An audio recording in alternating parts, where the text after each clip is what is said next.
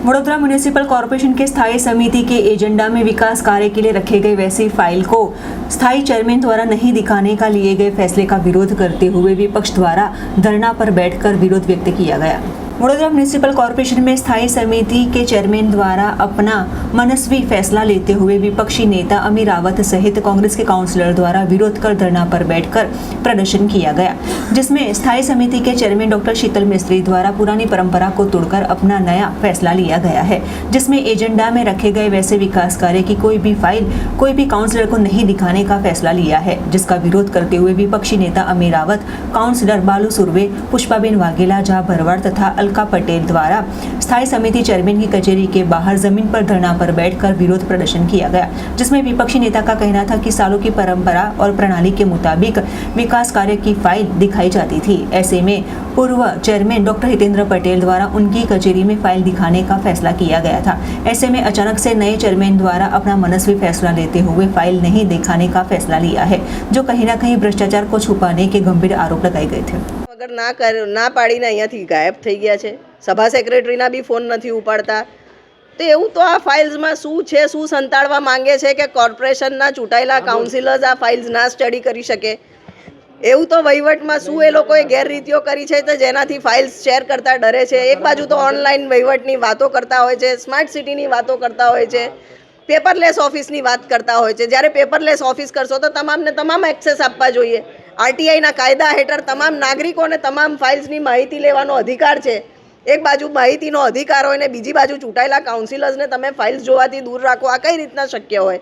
જ્યાં સુધી ફાઇલ્સ નહીં બતાવે અમે અહીંયા ધરણા પર બેઠા છીએ। વડોદરા શહેરમાં પહેલાંની એવી પરંપરા છે કે કોઈ પણ સ્ટેન્ડિંગ સમિતિમાં કામ આવે એની ફાઇલ હોય એ જોવા માટે કોઈ પણ સભાસદ હોય એને આપવામાં આવતી હતી। સભાસદ જોઈને એમાં શું કામ છે, કેટલું કામ છે, કેવી રીતે કરવાના છે, પછી વિસ્તારમાં જઈને એમના લોકો પ્રજા જોડે એની ચર્ચા કરતા હોય છે। તો ઘણા બધા છેલ્લા જે સ્ટેન્ડિંગ કમિટી ચેરમેન આવ્યા છે એમને એવું નક્કી કર્યું છે કે કોઈ પણ સભાસદને કોંગ્રેસના ફાઇલ આપવાની નહીં, જોવાની આપવાની। એટલે એનો અમે વિરોધ કરી રહ્યા છે। કોંગ્રેસના તમામ કોર્પોરેટરો ધરણા પર બેઠા છે। જ્યાં સુધી એમને લેખિતમાં નહીં આપે ત્યાં સુધી અહીંથી અમે જવાના નથી। વડોદરા શહેરના નાગરિકો જે કરોડો રૂપિયાનો ટેક્સ ભરે છે એનું પ્રોપર વળતર વડોદરા શહેરના નાગરિકોને મળવું જોઈએ।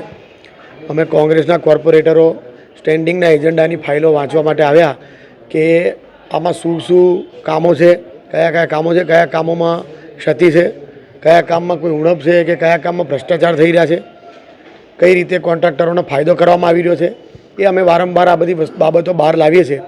એને ધ્યાનમાં લઈ અને આજ વડોદરા શહેર કોર્પોરેશનના સત્તાધારી પાંખ અને એમના વહીવટકર્તાઓએ જે રીતે સ્ટેન્ડિંગની ફાઇલો કોઈ પણ કોર્પોરેટરને બતાવવાની નહીં એવો આદેશ કર્યો છે એવું અમને સાંભળવા મળ્યું છે।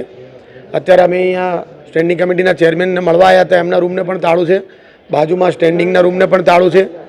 અમે લોકો ફાઇલો વાંચી અને એમાં જે પણ પ્રોબ્લેમ હોય કે જે આમાં ક્ષતિ હોય એને દૂર કરી અને વડોદરા શહેરને પારદર્શક વહીવટ મળે અને નાગરિકો એમના વેરાનું વળતર પૂરેપૂરું મળે।